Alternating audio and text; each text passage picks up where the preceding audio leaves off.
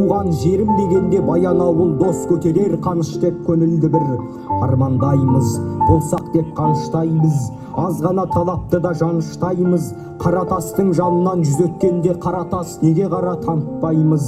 Мен емес, менен гөрі халқым биік, осымен де қанышым даңқым биік.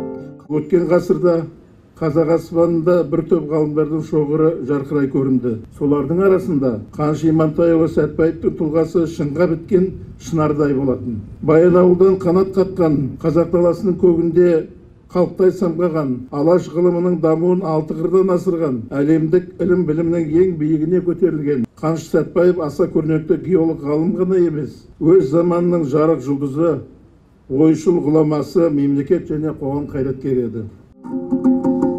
Баянауыл